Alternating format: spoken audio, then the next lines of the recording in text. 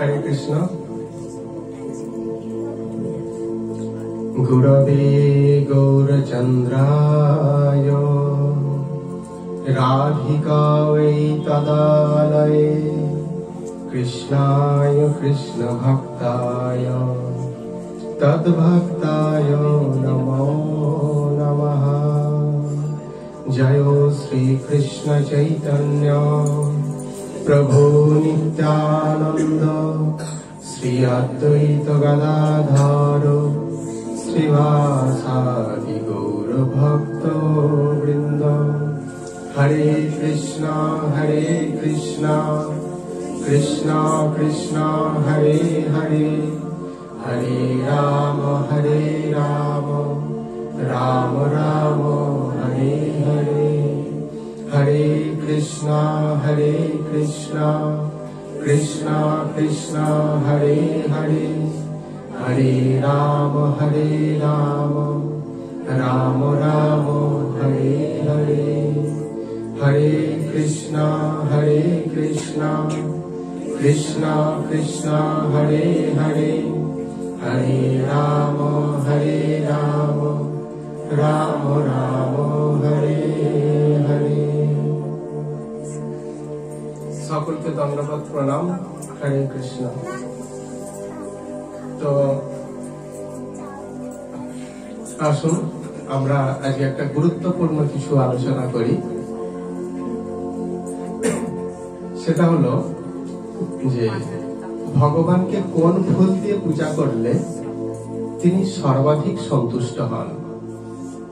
এটা আমাদের ভক্তি জীবনে অবশ্যই জানা প্রয়োজন।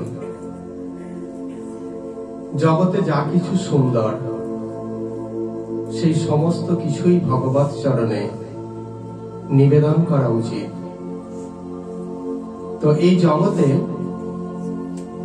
সুন্দর বলতে আমরা বাহ্যিক ক্ষেত্রে বা প্রতীকী অর্থে পুষ্প বা ফুলকে বোঝাই।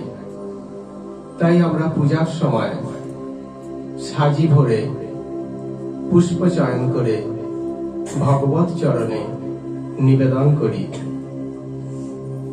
তো সেই ফুল দিয়ে ভগবানের পূজাটা এটা একটা খুবই গুরুত্বপূর্ণ ভক্তি জীবনে। কারণ ফুল সুন্দর, ভগবানও সুন্দর, সুন্দরের কাছেই সুন্দরকে মানায়। তাই ফুল সুন্দর, তাই ফুল দিয়ে ভগবানের আরাধনা করলাম, পূজা করলাম, সেটাও সুন্দর দেখায়। সেই জন্য এটাও করা কর্তব্য।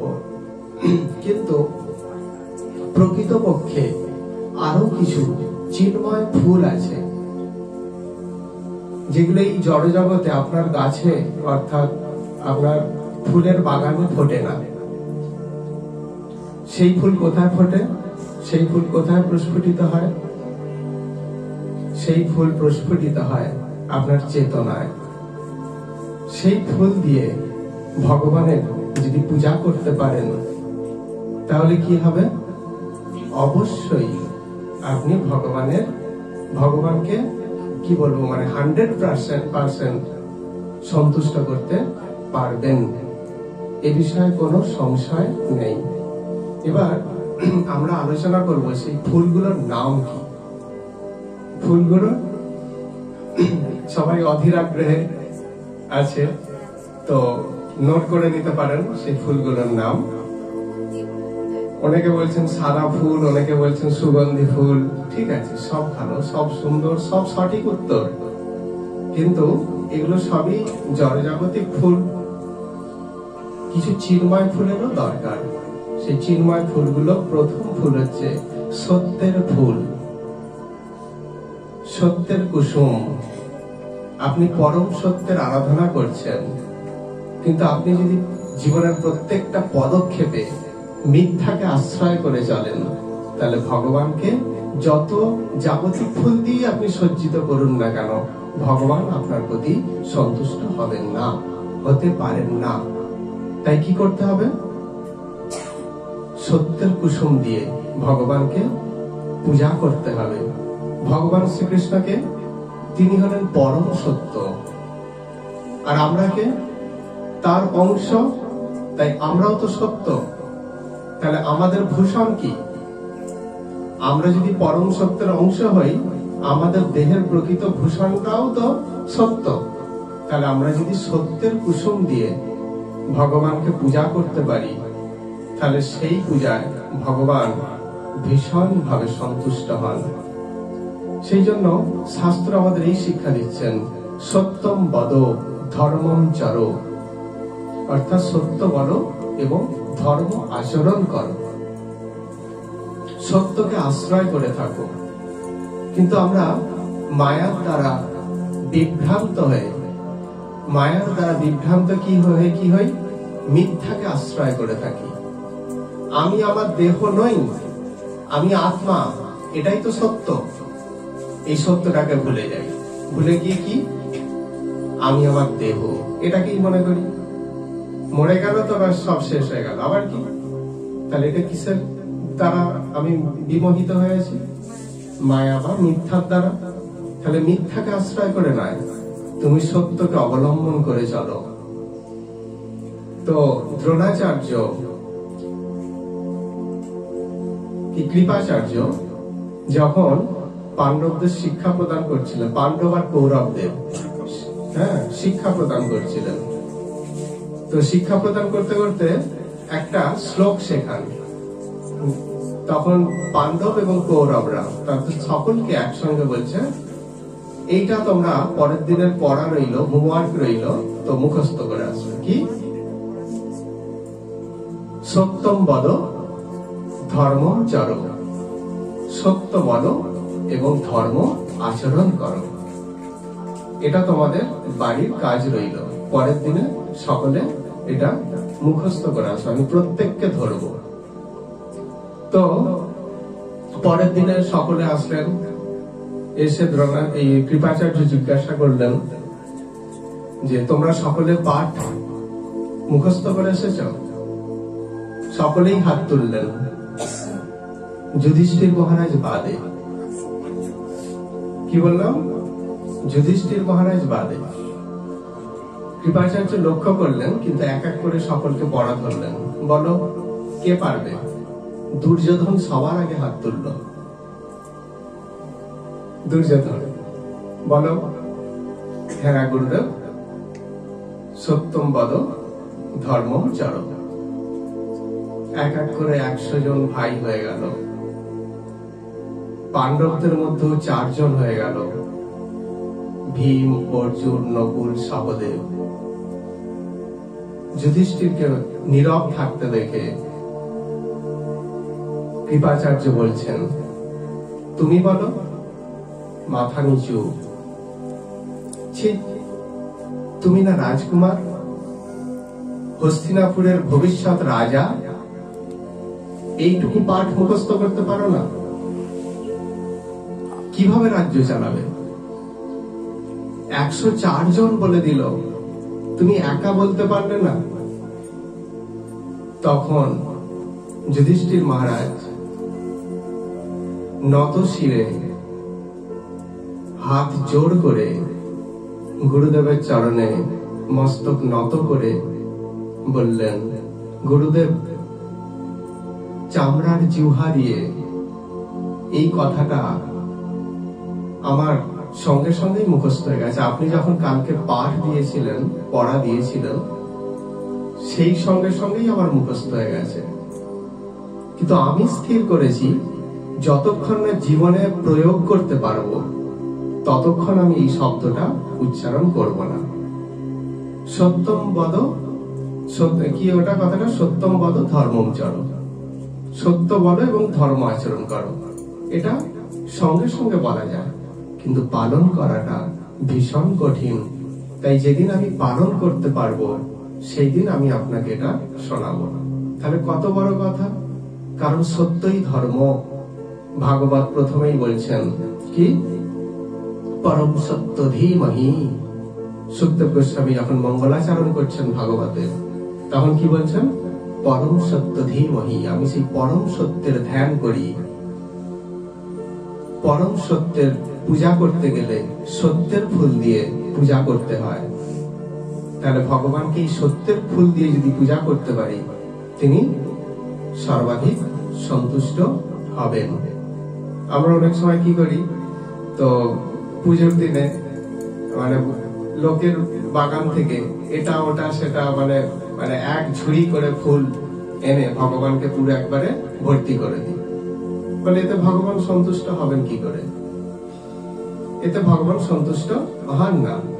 হ্যাঁ, সেই ব্যক্তি জল সার খোল দিয়ে গাছ বসিয়ে কষ্ট করে ফুল উৎপাদন করেছেন, সেটা তার প্রাপ্য। কিন্তু আমি সেটা সেইভাবে এনে ভগবানের পূজা করতে পারি না। হ্যাঁ, সে ভগবানকে যতই আমি ফুলে ঢেকে দিই না কেন, ভগবান সন্তুষ্ট হবেন না। তাহলে সন্তুষ্ট হতে গেলে কি করতে হবে?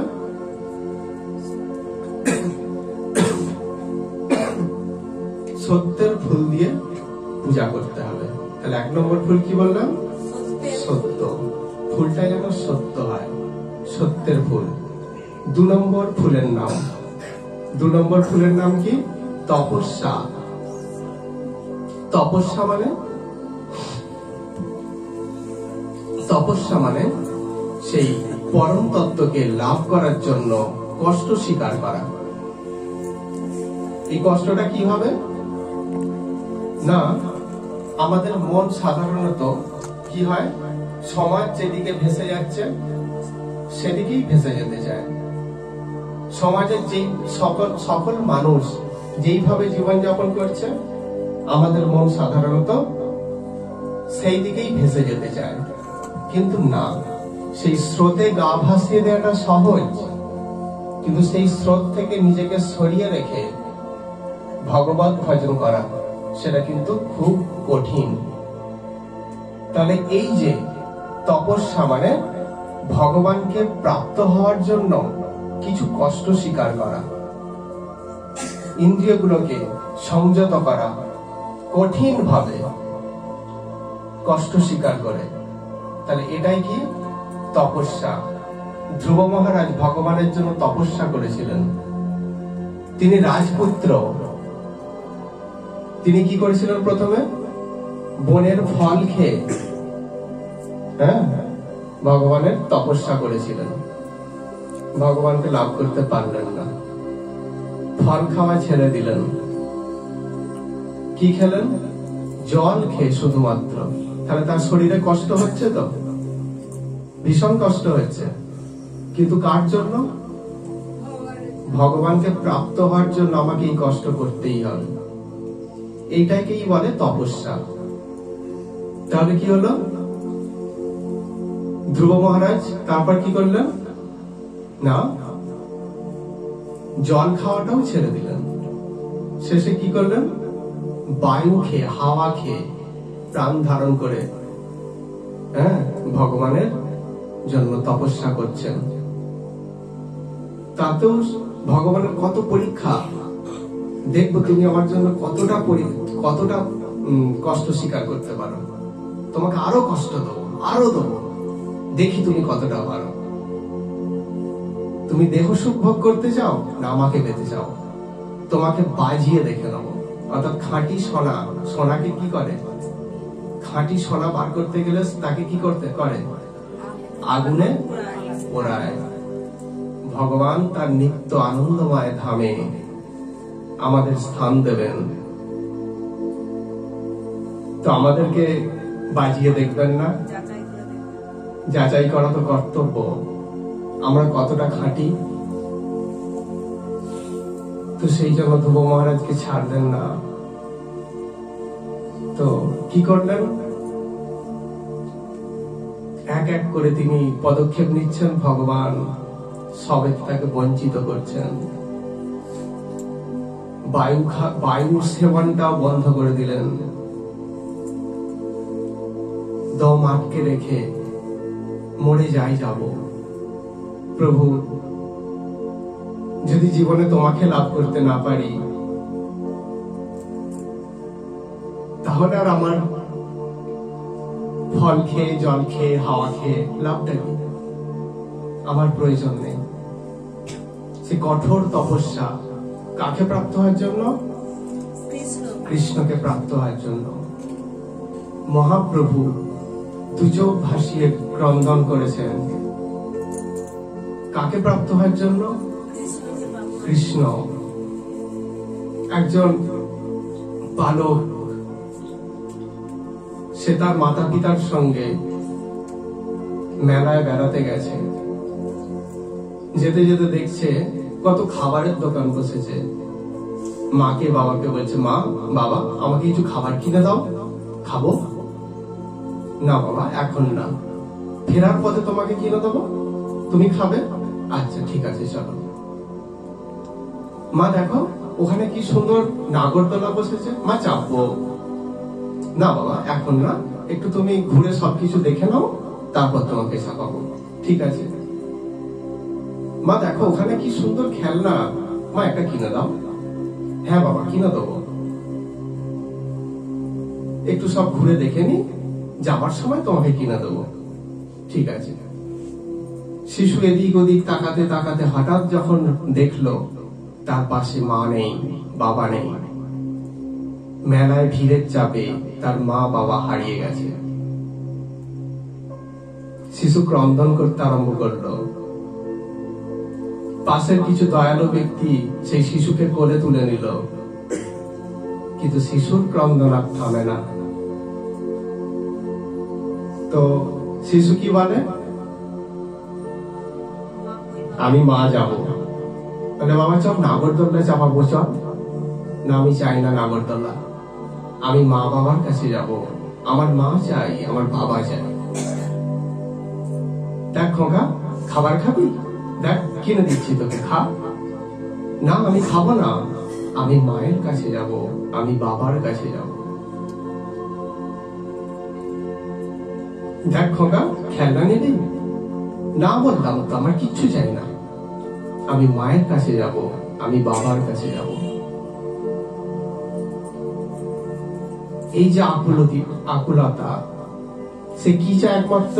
এতক্ষণ সে কি চাইছিল? খেলনা চাইছিল, নাগরদোল্লা চড়তে চাইছিল, খেতে চাইছিল। এখন কি চাইছে? ঠিক সেরকম ভক্ত এই ভব সংসার রূপ মেলাতে বেড়াতে এসেছে। সে তখন কি করে? আমার জমি চাই, আমার বাড়ি চাই, আমার গাড়ি চাই, আমার পুত্র চাই, আমার বড় ব্যবসা চাই, আমার সন্তান চাই। কিন্তু যখন সে মহাত্মার কৃপায় বুঝতে পারে যে কৃষ্ণই তোমার পরম পিতা পরম মাতা, তখন তার মধ্যে হৃদয়ে কি হয়? যে প্রভু আমি বাড়ি চাই না, আমি গাড়িও চাই না, মানে আমি কিছুই চাই না। প্রভু আমি কেবলমাত্র তোমাকে চাই।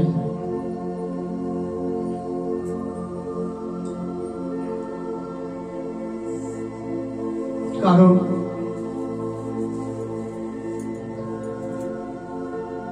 তুমি বিনা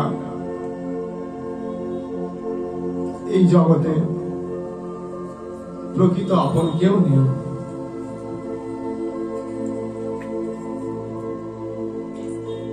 তাই প্রভু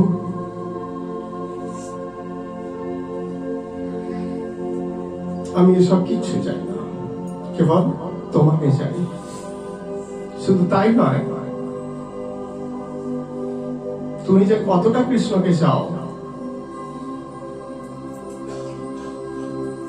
তোমার চাওয়াটা যে কতটা খাঁটি, সেটা দেখার জন্য ভগবান তোমার কঠিন পরীক্ষা নিতে পারে, তোমাকে প্রচুর কষ্টের সম্মুখীন হতে পারে। কিন্তু তুমি প্রস্তুত কি সেই সমস্ত পরীক্ষায় উত্তীর্ণ হওয়ার জন্য? অর্থাৎ সেই পরম সত্যকে প্রাপ্ত হওয়ার জন্য কিছু কষ্ট স্বীকার করা। তো সেটাই হলো তপস্যা। এই তপস্যার ফুল দিয়ে আমরা যদি কৃষ্ণের পূজা করতে পারি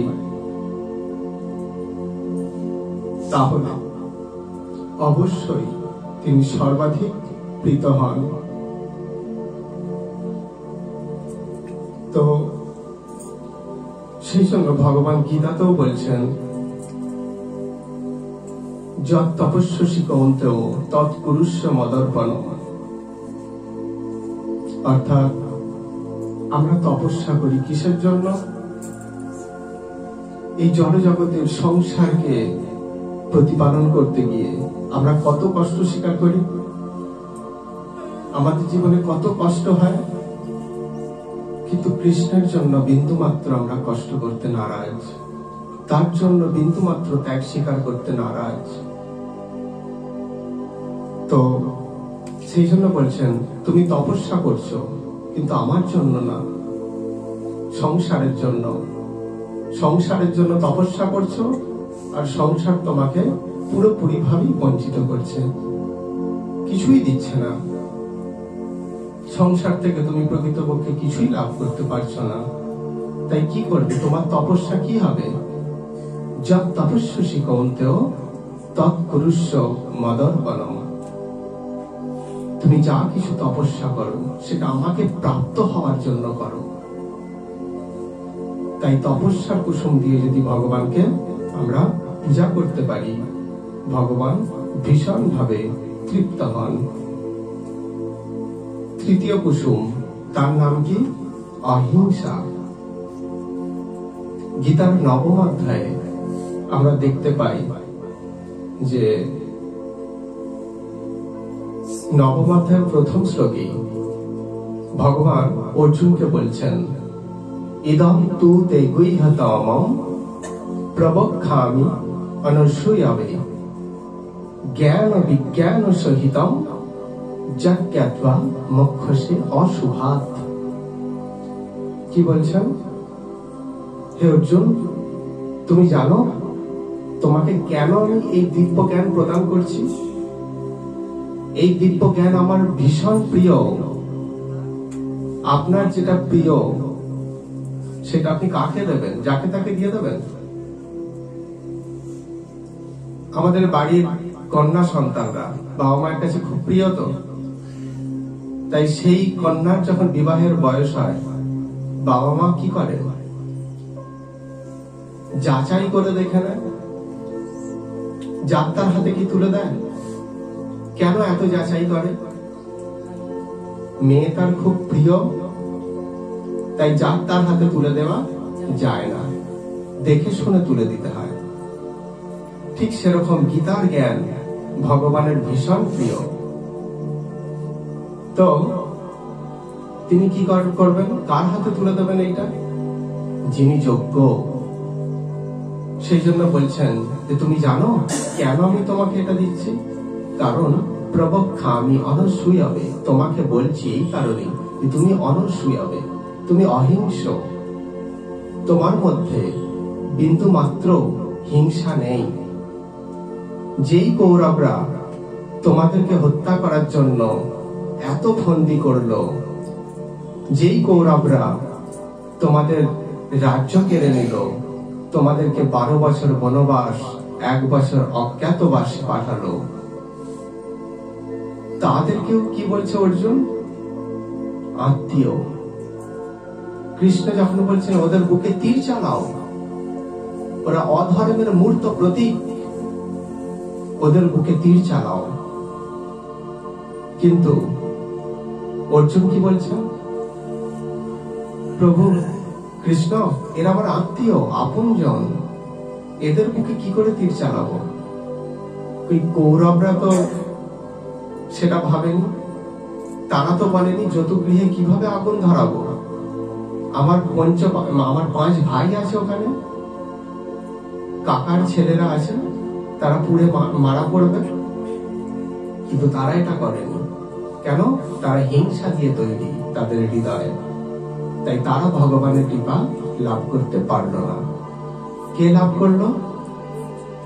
অর্জুন। প্রবক্ষামি অনসূয়াবে, তুমি অনসূয়াবে মানে তুমি অহিংস, তাই আমি তোমাকে এই জ্ঞান, দিব্য জ্ঞান প্রদান করছি।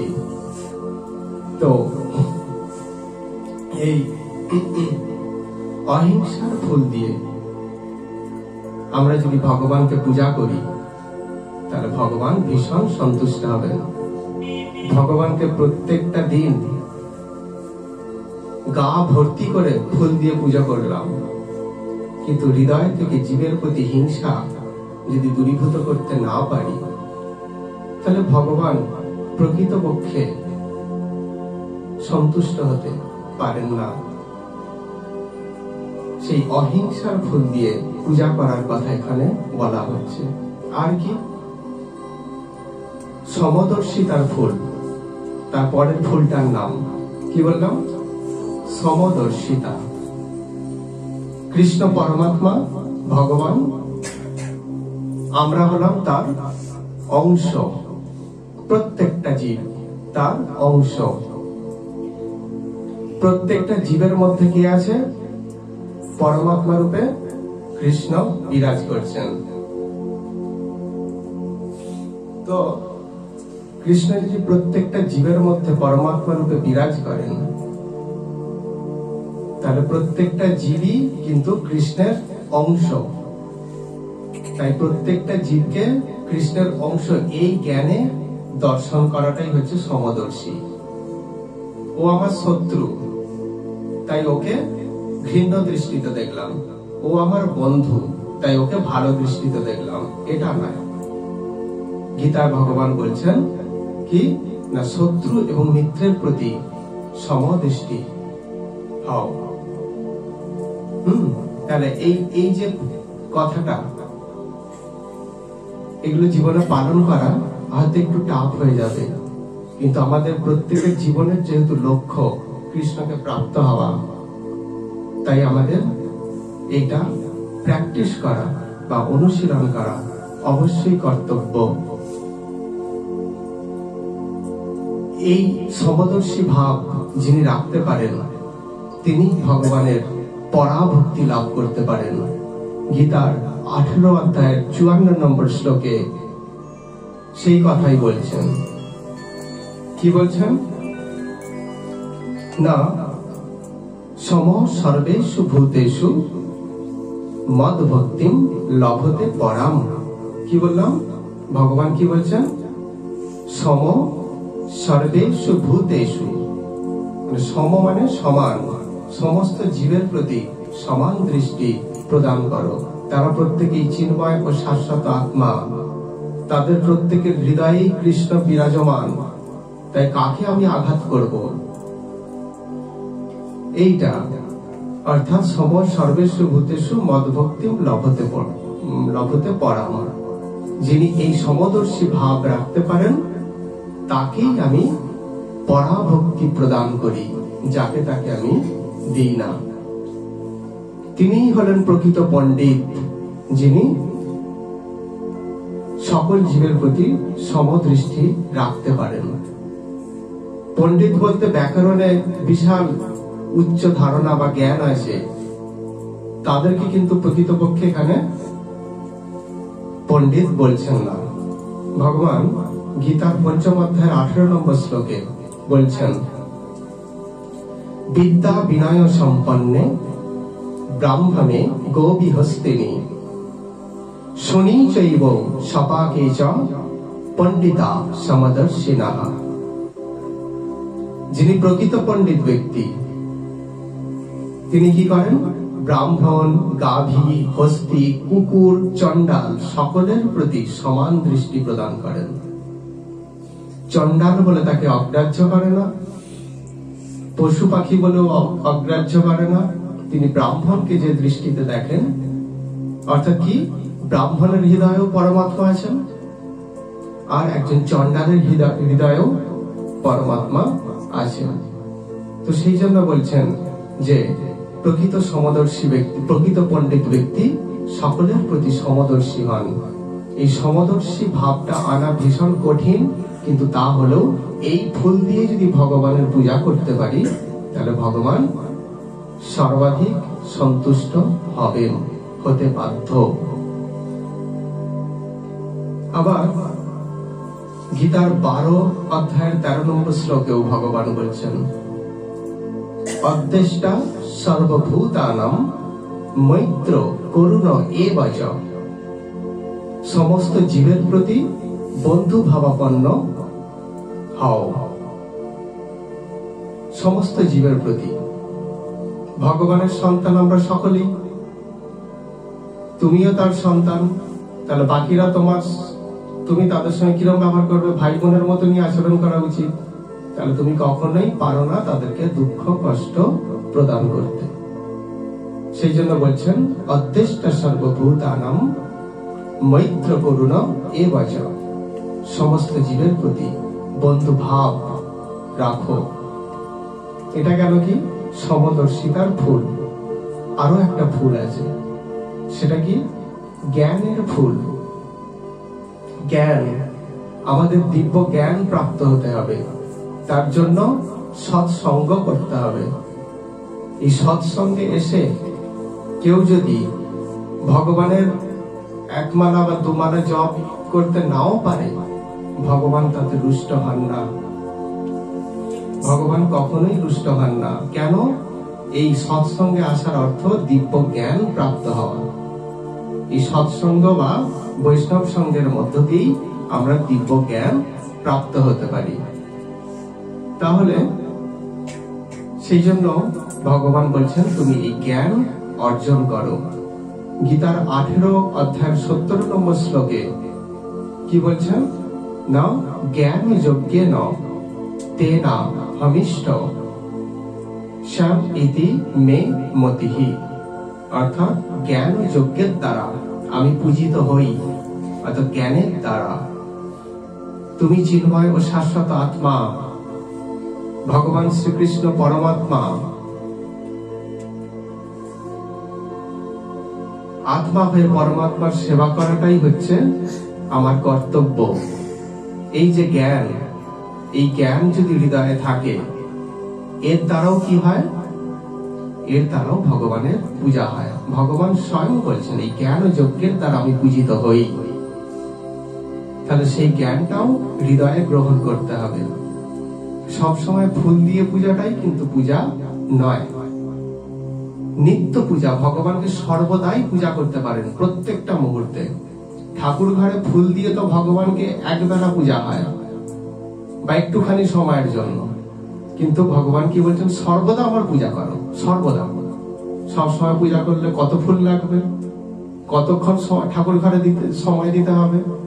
রান্না বান্না ইত্যাদি কি করে হবে? হবে না। তাহলে কি বলছেন? এই জ্ঞান ও যজ্ঞের দ্বারা আমার পূজা করো। তুমি এই দিব্য জ্ঞান লাভ করো সৎসঙ্গের মধ্য দিয়ে। আর কি বলছেন? তারপরের ফুল, সেটা হচ্ছে সুচিতা, মানে শুদ্ধতা। জীবনের শুদ্ধতা বজায় রাখা অবশ্যই প্রয়োজন। কোন দিক থেকে? বাহ্যিক দিক থেকে এবং হৃদয়ের দিক থেকে। যদি নিজেকে শুদ্ধ রাখতে পারি, তাহলে কি হবে? সেই শুদ্ধতার দ্বারাও বা সুচিতার দ্বারাও ভগবান সর্বদা পূজিত হন। কেন? আমার জ্ঞানটা কি থাকবে? কৃষ্ণ শুদ্ধতা ভালোবাসে, তাই তার সন্তুষ্টি বিধানের জন্য আমাকে শুদ্ধ হতে হবে। কোন দিক থেকে? হৃদয়ের দিক থেকে। বাহ্যিক দিক থেকেও, কিন্তু হৃদয়ের দিকের থেকে যে শুদ্ধতা, সেটা আরো উচ্চ স্তরের। তাই কৃষ্ণের প্রীতি বিধানের জন্য যদি আমরা হৃদয়ের শুদ্ধতা বজায় রাখার জন্য যত্নশীল হই, তাহলে সেই তার দ্বারা ভগবান নিত্য পূজিত হন জীবের দ্বারা। তারপরে কি হচ্ছে? প্রীতি। ভগবানকে প্রীতি করা, ভগবানকে প্রীতি করা, প্রীতি সহকারে তার সেবা করা। এটা হচ্ছে ভগবানকে পূজা করার জন্য আর একটা ফুল। কি বললাম? প্রীতি। আপনি সব করছেন, কিন্তু প্রীতি সহকারে ভগবানের চরণে ফুলটা দিতে পারলেন না, কোনো প্রীতিই নেই। হয়তো মা বলেছে যে বাবা আজ আমি এই কাজে ব্যস্ত, একটু পূজাটা করে দেন। এই কোন রকমে খেলতে যেতে হবে, তার জন্য এই কোন রকমের ফুলটা, প্রীতি নেই, দিয়ে দিলাম। মা বললো আজকে আমি একটু এই জায়গায় যাচ্ছি, যদি সন্ধ্যা হয়ে যায় মা সন্ধ্যাটা দিয়ে দিস। আমি রাস্তার দিকে তাকিয়ে বসে থাকলাম, কখন আসে। দেখলাম সন্ধ্যা প্রায় উত্তীর্ণ হতে বসেছে। তখন কি করলাম, অনিচ্ছার সত্ত্বে, প্রীতি নেই, হ্যাঁ, মনে এক মন রাগ নিয়ে আমি কোন রকমের ধূপটা ঘুরিয়ে আর দীপটা দেখিয়ে আর 7টা বাজিয়ে দিলাম। কোন প্রীতি নেই। তাহলে এটা কি হলো? এটা কিন্তু সঠিক হলো না। তাহলে প্রীতির ফুল দিয়ে ভগবানকে ভালোবাসবে প্রীতি সহকারে, ভগবানকে নিবেদন করবে কিছু প্রীতি সহকারে, ভগবানকে নাম প্রচার করবে, ভগবানের নাম শ্রবণ করবে, যাই করো না কেন তাকে ভালোবেসে, তাকে প্রীতি করে, প্রীতি সহকারে এটা তুমি করতে থাকো। তাহলে কি হবে? তাহলে তুমি অবশ্যই তুমি কৃষ্ণের কৃপা লাভ করবে। তাহলে এটাও একটা ফুল, প্রীতি রূপ ফুল। বোঝা গেল? আর সর্বোপরি আমি প্রথমেই আলোচনা করেছিলাম কি, জগতে যা কিছু সুন্দর সমস্ত কিছুই দিয়েই ভগবানকে পূজা করা উচিত। এই জগতে সুন্দরের প্রতীক হলো ফুল, তাই আমরা সাধারণত ফুল দিয়েই পূজা করি। কিন্তু দেখো, ভেবে দেখো, তুমিও সুন্দর, তোমার মন, তোমার বুদ্ধি সব সুন্দর। কোন দিক থেকে? না, তুমি তো চিন্ময় আত্মা। কার অংশ তুমি? পরম সুন্দর শ্রীকৃষ্ণের অংশ। তাহলে সমগ্র ফুলটা যদি সুন্দর হয়, ফুলের পাপড়িটা কি কুৎসিত হতে পারে? পারে না তো, পাপড়িটাও তো সুন্দর হবে। তাহলে সমগ্র ভগবান তিনি সুন্দর, পরম সুন্দর, আর আমরা তার অংশ, চিন্ময় ও শাশ্বত আত্মা। তাহলে আমরাও কি সুন্দর নই? তাই তো, আমরাও প্রত্যেকে সুন্দর, আমাদের মন বুদ্ধি সব সুন্দর, কিন্তু কুৎসিত হয়ে গেছে কি কারণে? একটা সাদা কাপড় কত সুন্দর তার দীপ্তি, কত সুন্দর তার প্রভাব, তাকে যদি ধুলোর সংস্পর্শে আনা হয়, সে আর সেই ধপধপে থাকে না তো। সে কি হয়ে যায়? সে মলিন হয়ে যায়। তাই জন্য তাকে কি করতে হয়? তাকে ওয়াশিং মেশিনে দিয়ে কেচে নিতে হয়। তো আমাদের হৃদয়টাও, আমি সুন্দর, আমার মন বুদ্ধি সবকিছু সুন্দর, কিন্তু কুৎসিত হয়ে গেছি কেন? না, এই জড় জগতের সংস্পর্শে এসে আমি কুৎসিত হয়ে গেছি। তাহলে যেহেতু আমরা প্রত্যেকেই সুন্দর, তাহলে সেই সুন্দর অর্থাৎ আমাদের সমগ্র জীবন, যৌবন, মন বুদ্ধি সমস্ত কিছু দিয়ে ভগবানের সেবা করা উচিত। সমস্ত কিছু ভগবানকে নিবেদন করে দেওয়া উচিত।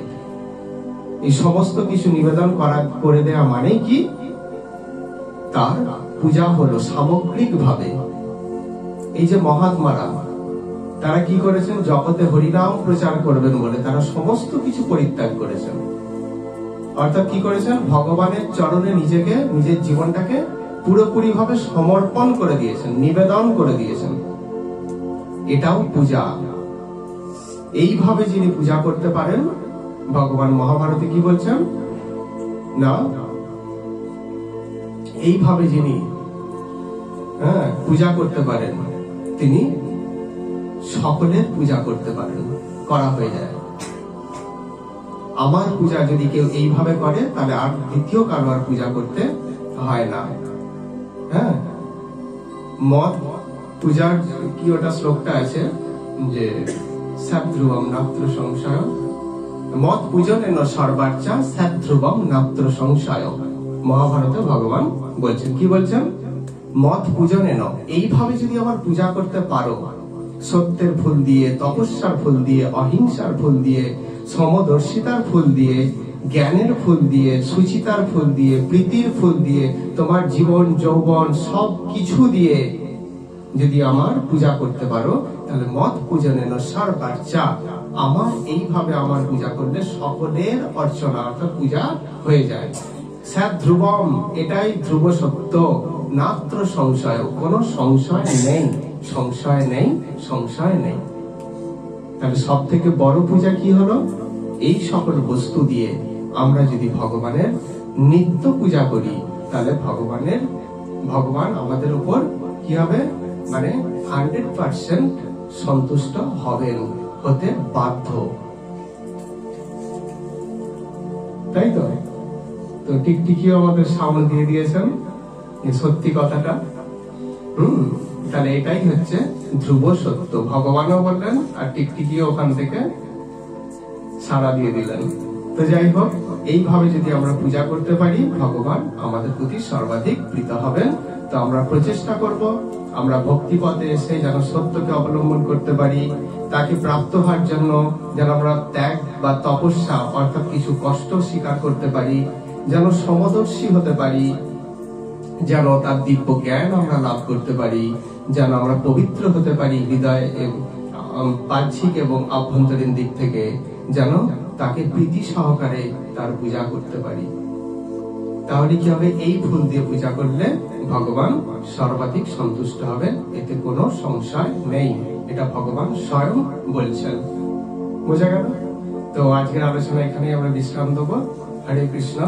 বাঞ্ছা কল্পতরুভ্যশ্চ কৃপা সিন্ধুভ্য এব চ পতিতানাং পাবনেভ্যো বৈষ্ণবেভ্যো নমো নমঃ। সকলের শ্রী চরণ কমলে সশ্রদ্ধ প্রণতি, দণ্ডবাদ প্রণাম। হরে কৃষ্ণ।